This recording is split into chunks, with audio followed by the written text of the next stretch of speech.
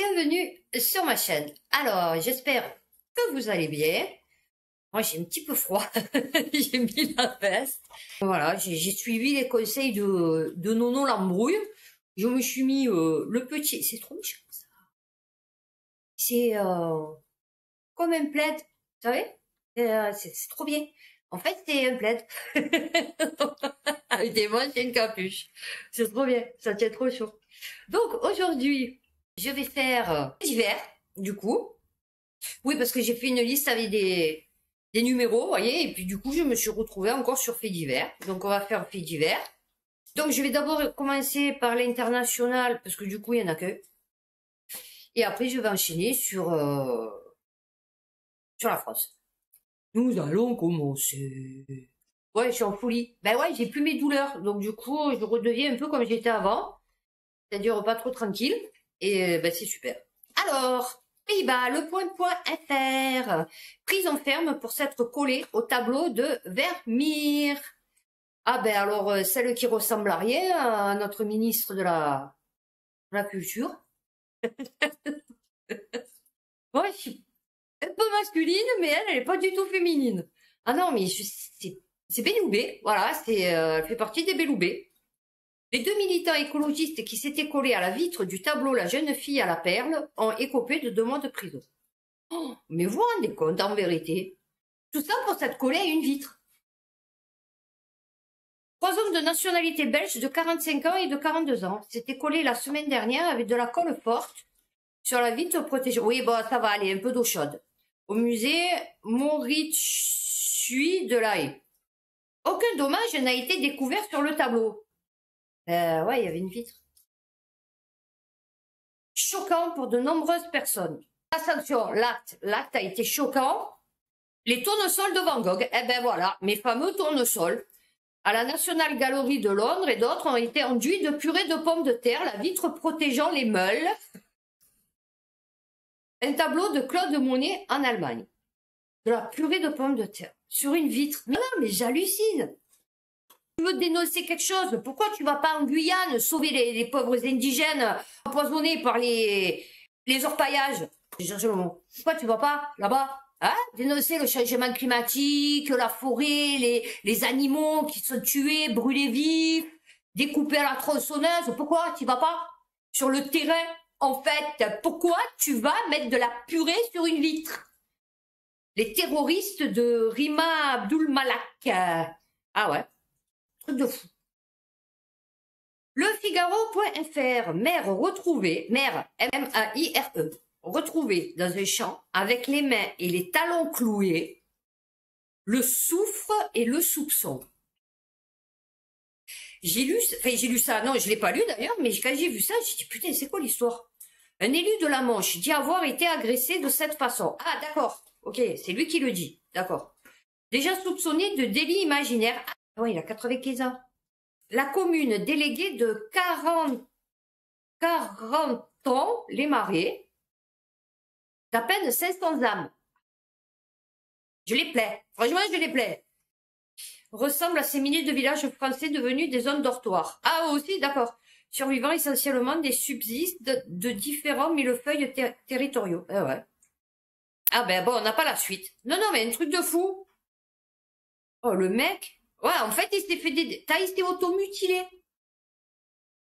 Et ça dirige des villes, villages, pays. Expulsé de son domicile par sa fille, un septuagénaire contraint à vivre dans un mobil-home. Capital.fr. Alors, qu'est-ce qu'il va dire, lui, encore comme histoire à dormir debout, en fait? Non, non, parce que les mecs que j'aime bien, ils expliquent que la finalité, ils expliquent pas tout le contexte, vous voyez? Ou leur contexte à eux, vous voyez? C'est-à-dire ce qu'ils ont ressenti, pas ce que l'autre, elle a ressenti. Allez. Un homme de 78 ans, ouais, parce que chaque fois, on fait, oh, mesquine, il avait 78 ans. Ouais, mais tant c'était une pourriture. Aurait été expulsé, aurait été. De sa propre maison par sa fille et son conjoint. Il vivrait dans son... Alors, il vit ou il vivrait? C'est l'urban légende, tu sais. Un mobil-home situé à quelques centaines de mètres de son domicile. Alors, un homme de 78 ans, propriétaire d'une maison à Mélac. dans l'Aude, en Occitanie, aurait été expulsé de son logement par sa fille et son compagnon en juin dernier. Il vivrait depuis dans un mobil-home de nationalité allemande. Bon, déjà, ça commence mal. Eh ouais, déjà, il n'est pas français. Le septuagénaire installé dans la région depuis les années 2000 avait expliqué à nos confrères avoir été mis à la porte par sa propre fille après avoir reçu un coup de poing de son compagnon. Ouais, mais alors à ce moment-là, tu portes plainte. Depuis plus de 2 ans, il hébergeait sa fille et ses 4 petits-enfants. La cohabitation se passait bien jusqu'à l'arrivée de son nouveau compagnon, explique-t-il à nos confrères à l'aide d'une traductrice. Ah, là, ça passe parce qu'il est blanc. Ah oui, parce que si ça aurait été, ils auraient dit Abdul Rawesh s'exprime pas en français, il a fallu une traductrice. Là, on aurait dit ouais, c'est putain de bougnoul. Même pas, ils sont ici, ils parlent même pas le français. Ah oui, je connais trop. Alors, il aurait alors entrepris de séparer la maison en deux jusqu'au jour où les choses auraient dégénéré. Il aurait fini aux urgences de Narbonne. Depuis, sa fille et son conjoint ne le laisseraient plus rentrer chez lui. Oui, d'accord, mais tu portes plainte. Ne sachant où aller. Ouais, l'histoire, elle est chelou encore. Il s'est réfugié dans un mobile. Ouais, l'histoire, elle est trop chelou. L'histoire, ouais, parce qu'il voulait séparer la maison en deux. Donc, je sais pas dans quel sens, parce que du coup, lui, s'il gardait salon, cuisine, salle de bain, ouais, c'est sûr qu'elle, si elle héritait du garage et de 2 chambres, ouais, c'est sûr que c'était un peu compliqué. Comment tu veux séparer une maison en deux? C'est un château que tu as ou quoi? Non, mais encore histoire chelou. Le Monde. Mort de 27 migrants dans la Manche. Les enquêteurs évoquent la non-assistance à personne en danger. Alors, ils mettent en cause qui? Les gendarmes. Changer d'enquêter. Alors, entre la France et la mettent en cause le comportement des sauveteurs français. Ouais, ils ont pris à coup de rame. Ils voulaient les sauver. Oui. Un jour, j'ai fait ça à un lézard. Je courais le long de la piscine en Ardèche. Je courais parce que j'avais vu un lézard tomber dans l'eau. Mais moi, je savais pas que les lézards, ça nageait. Donc, j'ai couru. J'avais pris une espèce de raquette, je crois, pour le sortir de l'eau. Et en fait, j'ai glissé. Je suis tombée dans la piscine. À 10 cm du lézard. Il m'a tellement fait peur, je l'ai pris un coup de raquette. Ah non, je vous jure, je l'ai défoncé. Ah oui, ils ont dû faire pareil. Ils ont dû dire, tiens, vas-y. Oh là, ça s'accroche. Vas-y, tape. Dans ce document daté du 14 octobre, les militaires de la section de recherche de la gendarmerie maritime soulignent le comportement du centre régional opérationnel de surveillance et de sauvetage. Ah oui, alors là, on est mal barré. Alors, chargé d'organiser les secours des embarcations en difficulté, d'accord. Sur des faits pouvant recevoir une qualification pénale au titre de la non-assistance. Ouais, je dis. Ah ouais, c'est compliqué. Non, mais c'est rigolo. Les mecs, au lieu de les sauver, ils ont défoncé, ils ont laissé crever en mer. Ah ouais, c'est bien, non, mais c'est bien. Océan Viking. Ah ouais, c'est là. 26 des 44 migrants mineurs pris en charge ont fugué. Ah oui, non, mais il y a qu'en France qu'on voit ça. Ouais, non, mais... Et je vous plais, les Français, hein, franchement. La plupart de ces mineurs sont des Érythréens qui auraient choisi de rejoindre de façon clandestine, je pense, hein, de leur famille ou des amis en Allemagne. Mais putain, ils veulent pas rester ici. Pourquoi vous les mettez en camp de rétention? Ils veulent aller en Allemagne. Bon, tu arrives. Où tu veux aller, toi? Bon, en Allemagne, allez. Toi, en Angleterre, toi, machin, tu dispatches. Italie, machin, j'en sais rien. Et après, tu te démerdes avec le pays. Tu dis, voilà, eux, ils veulent venir chez vous, prenez-les. Non, nous, on les garde. Ah ouais, on les garde. Non, mais ils veulent aller en Angleterre. Non, mais nous, on les garde. Ah oui. Après, ils se demandent pourquoi c'est le feu. 3 des 44 mineurs avaient déjà fugué dès le lendemain. Ah ouais, d'accord, ils ont même pas attendu. Bamboula, le 3, oui, 1, 2, 3, lui, voilà, viens, d'accord.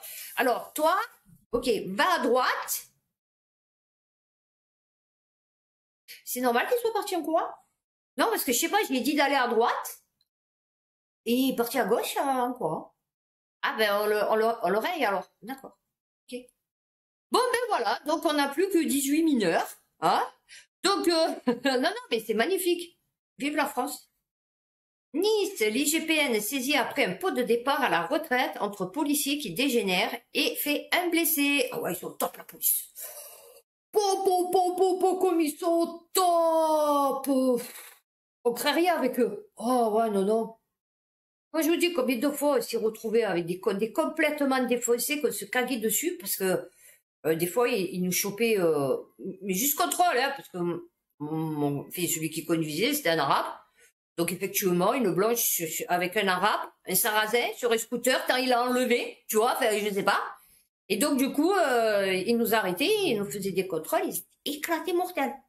Deux fois, il s'est cagué dessus. Il s'est dit, franchement, ça... Du coup, il suffit que tu dises un mot de travers ou un truc comme ça, il sort le calibre, il te le met sur la tempe. Ouais, tu fais quoi toi en fait? Tu vois. Et après, ils diront que c'est une bavure, que oh là là, on s'est débattu. La fête organisée par des policiers pour le départ à la retraite de l'un de leurs collègues dimanche soir au commissariat de Saint-Augustin à l'ouest de Nice s'est terminée avec l'arrivée des pompiers.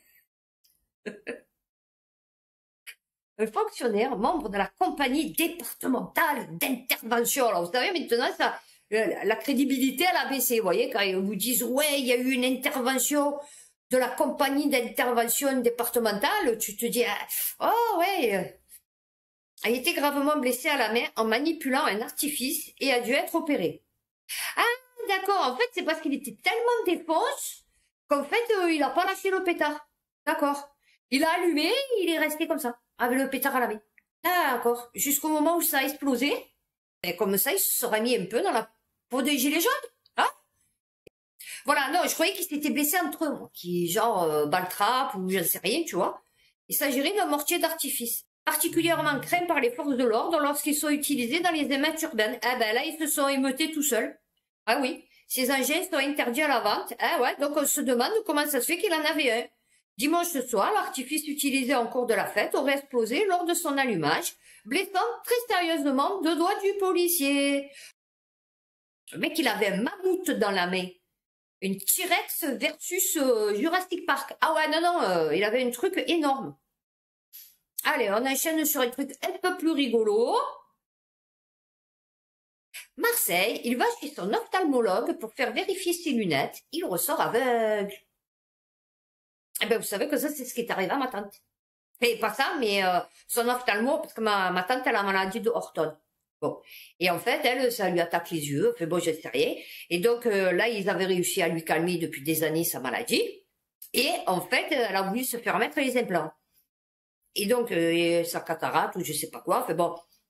Et donc, elle est partie chez son ophtalmo, il a prévenu le chirurgien, mais il a oublié de lui dire qu'elle avait la maladie de Horton. Donc, lui, il a enfin, c'est pas qu'il a mal opéré, c'est qu'il a opéré, mais il a pas fait attention, en fait. Il fallait faire des trucs spéciaux et tout, il a pas fait attention. Eh ben, ma tante, elle est aveugle maintenant. J'adore la science et la médecine. Vous aimez, vous aussi? J'en ai plein des comme ça. Je vous partagerai. Mon bonheur et ma joie, hein, la confiance que j'ai envers les médecins. Voilà. Et là, donc du coup, donc elle est devenue aveugle. Elle a plus qu'un demi à un œil. C'est tout. Elle a 90 ans, le vit seule. Elle a pas de voiture à l'arrière. Elle a pas d'enfant. Son fils, il a la maladie de Parkinson. Il est dans le Nord. En plus, il s'est chopé le Covid depuis ses légumes. Et voilà, c'est bien. Et là, elle est tombée dans les escaliers. Elle avait mal au dos. Elle est allée voir son médecin. Son médecin lui a dit, ouais, ça va, c'est rien et tout, l'imbago va faire des massages. Elle est partie au kiné, le kiné lui a dit, non, moi, je vous touche pas sans une radio. Et ben, finalement, elle est allée faire une radio. Et ben, elle avait une vertèbre fêlée. C'est bien. Ayez confiance. Une erreur médicale indéniable. Ah bah oui, ça c'est sûr. Terrible erreur médicale à Marseille. En 2020, Adrien, bon, ils ont changé son nom, parce qu'attention, Moral recherche, se rend chez son ophtalmologue pour faire vérifier ses lunettes de repos. Mais c'est aveugle qu'il est sorti du rendez-vous. Son médecin, sans explication, a utilisé un laser. Ouais, c'est ce qu'il voulait me faire faire. Le premier que je suis allée voir me dit, oh ouais, ça va, un petit coup de laser, parce que j'ai des taches noires, vous savez, dans les yeux. Il m'a dit, c'est le gel, il sèche, et donc ça fait comme si j'avais des poussières, vous savez. Et j'y vois presque plus rien. Enfin, pas presque plus rien, mais bon, c'est vrai que j'y vois moins bien qu'une personne de mon âge. Alors, je suis désolée pour ce monsieur que les choses se soient pas passées comme ça. Ah ouais. Quand vous faites une connerie, vous faites une connerie. Ah ouais. Oh, j'aime bien. Et là, il m'appelle Frédéric. au micro. Alors, Adrien, qui souhaite rester anonyme, raconte qu'après être entré chez son ophtalmologue, ce dernier lui a demandé de s'asseoir et de coller son front contre une machine. Ça ne faisait pas mal. Je lui demande quelle est cette machine, si c'est nouveau. Il me répond que non, c'est le laser. Attendez, moi, il vous met le flash dans les yeux. Franchement, vous y voyez plus rien. Je vous jure, vous y voyez plus rien. Alors, peut-être qu'il avait un truc, parce que si c'est ça, son laser, ben oui. Pour le patient, c'est l'incompréhension. Il demande quel est le rapport avec ses lunettes. Ben ouais, il t'éclate les yeux. Non, sérieux, il vous éclate les yeux quand il vous faut les lunettes. Son ophtalmologue lui dit sur un ton sec, je termine et je t'explique après. Une fois qu'il a terminé, il me dit que ma vision va se dégrader. Ah oui? Oui, c'est clair. En quelques secondes. Et que je vais devoir, et qu'il va falloir que je sois opéré. Non, c'est pas vrai, c'est pas en quelques secondes. Et qu'il va falloir que je sois opéré cette semaine de la cataracte. Tu as quel âge? Alors, et là, il m'appelle Frédéric. Ah! D'accord, c'est pour ça qu'il a tutoyé. Le médecin se serait donc trompé de prénom. Non. Ben non, puisqu'il t'a tutoyé. Il s'est carrément trompé de personne, en fait. Pour les experts médico-judiciaires nommés dans cette affaire, l'erreur médicale est indéniable. Ah ben oui, c'est sûr. J'ai été amputé d'une partie de l'œil.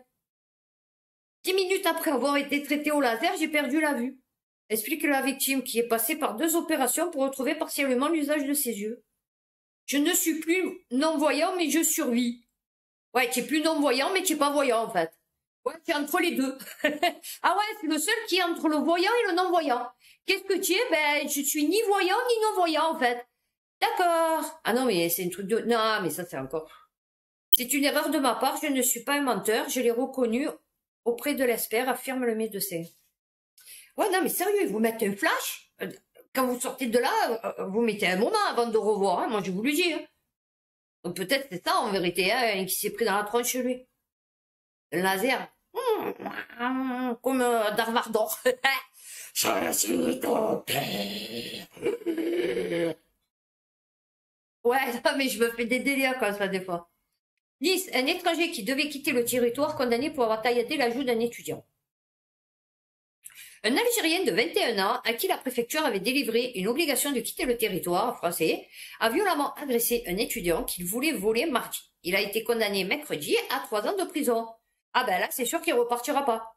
Non, mais on est mort de rire. Le mec, il a une OQTF, une obligation de quitter le territoire français, enfin européen, et il fait un truc, au lieu de lui dire, ah ben, on t'a, alors, physiquement, on te tient, allez, dégage, puisque tu as une OQTF. Ah non, 3 ans de prison. Donc il reste 3 ans de plus en France. Arrêté cet été pour vol et séquestration. Ah ouais. Ah bah lui aussi, hein. Oula, on crée rien. Puis remis en liberté, a été condamné à 3 ans de prison avec mandat de dépôt après l'agression. Ah non, mais mort de rire. Séquestration. A également écopé d'une interdiction du territoire. Ah non, je croyais de quitter les... Ah bah avec eux, attendez. On pouvait très bien avoir une interdiction de quitter le territoire français, je vais vous dire. Où on en est maintenant? De 5 ans. Et d'une interdiction de détenir une arme. Il y a eu souci. Ah, d'accord. Ah oui, mais attendez, tu peux avoir un cutter aussi. Ah, c'est considéré comme une arme? Je sais pas. Il blessait le jeune homme de 18 ans au visage avec une lame de bistouri. Est-ce que un bistouri, c'est considéré comme une arme dans la législation? Non, parce que je sais pas. Du coup, je portais ma chaîne de baptême sur mon t-shirt. Ah ouais, mais toi aussi, tu te l'as joué rappeur. Ouais, je me l'ai joué rappeur avec ma chaîne.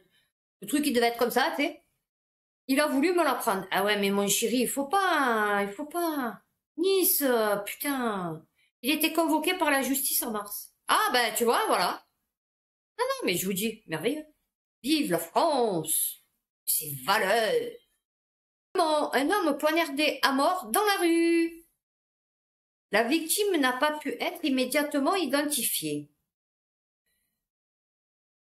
J'ai pas compris. Dans le quartier de Beaulieu, durant la nuit de samedi à dimanche. Bah, c'était le week-end. Ah bah ouais, ils ont voulu s'amuser un peu. Le meurtre a eu lieu vers minuit au cours d'une rixe. Ah ouais, d'accord. À laquelle une quinzaine de personnes auraient pris part.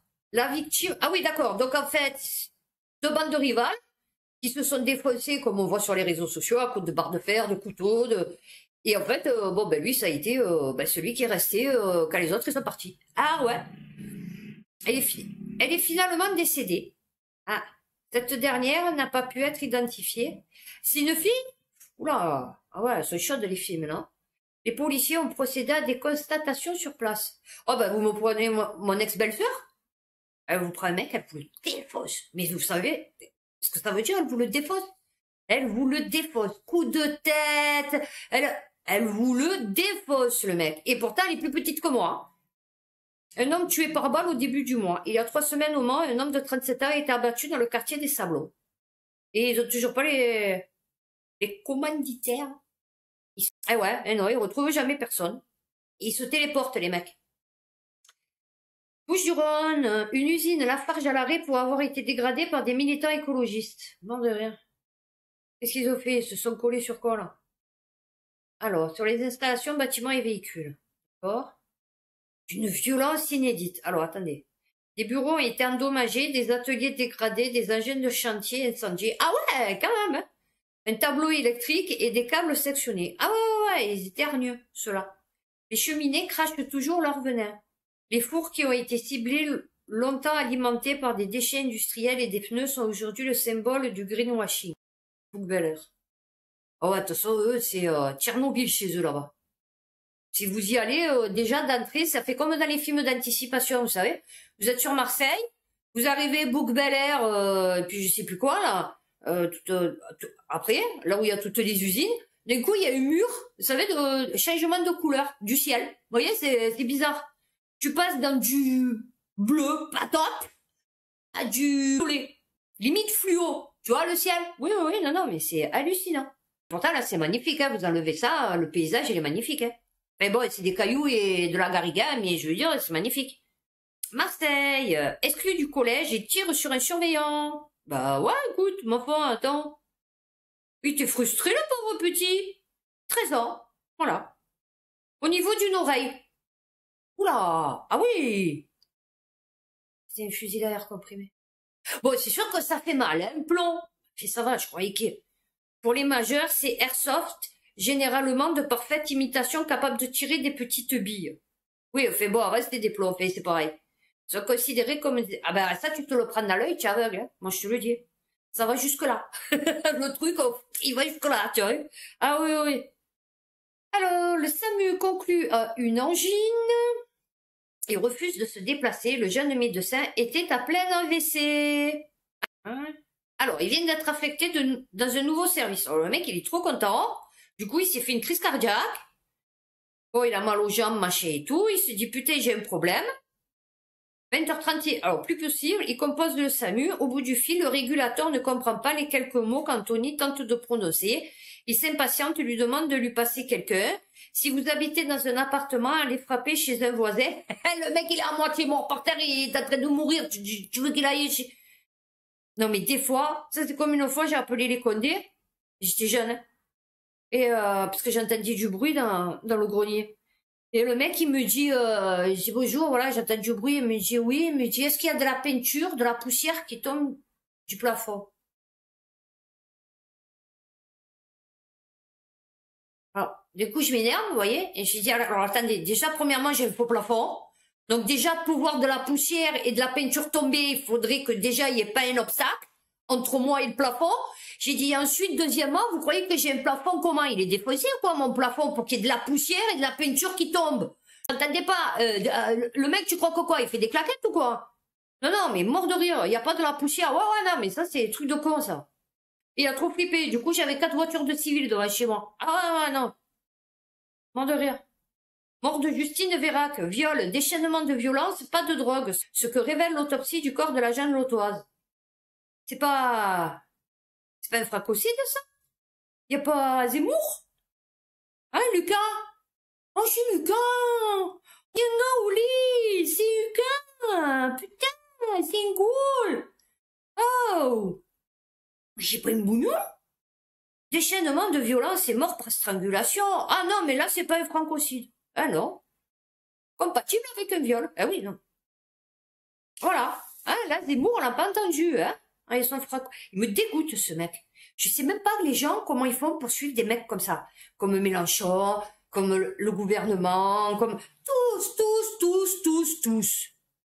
Même Philippot, maintenant, il se la joue youtubeur putaclic. Ah ouais, non, mais s'il te plaît. Oh, je peux plus. France TV Info.fr. Ah, je vous ai dit, ici, c'est pour couper en deux tout le monde. Donc, il y a de l'équité, de l'égalité. Voilà. 3 journalistes sont convoqués à la DGSI après leur enquête pour la cellule investigation de Radio France.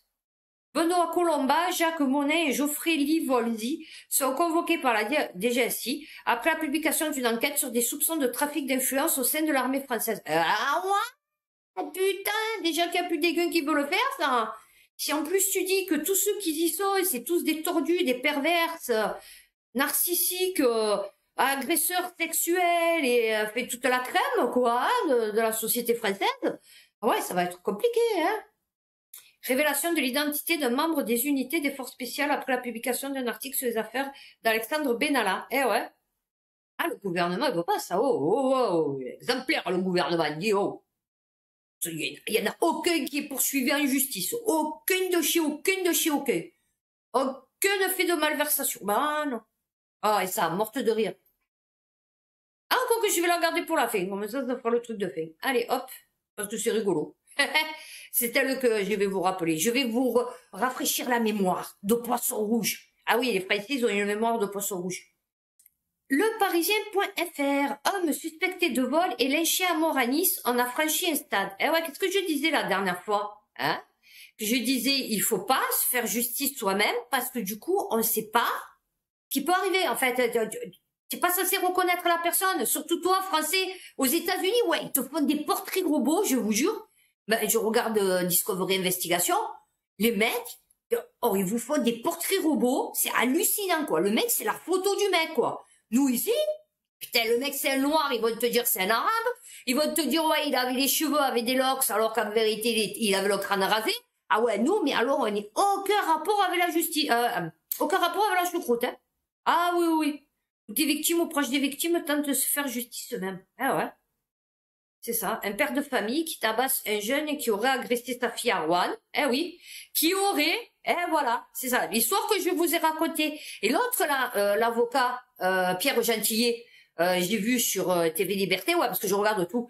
Eh ben, il a repris cette histoire, mais tu sais même pas si l'histoire elle est vraie pour dire que genre les clandos sont susceptibles d'agresser les gens chez eux et que après, comme la police fait pas son boulot, non mais t'es d'accord, ok. Donc du coup, le mec, il est obligé de se venger, tu vois, de venger sa fille. Oui, mais tu venges ta fille quand c'est sûr et certain, tu vois. Pas sur le mec qui a dit à l'autre mec, qui ressemblait à l'autre mec. Allez, on fait celui-là et après, j'ai fini. Alors, contre de gros chèques, un syndicaliste FO promettait des embauches à la métropole. Mars Actu. Intimidation, liasse de billets et même séquestration, l'histoire aurait pu s'arrêter au simple fait divers. Ah bah déjà c'est pas mal, hein. Oula. Sauf que le principal mis en cause est tout sauf un inconnu. Alain Nobili, agent à la métropole, a été un visage local de Force ouvrière. Ah ouais, je vous dis.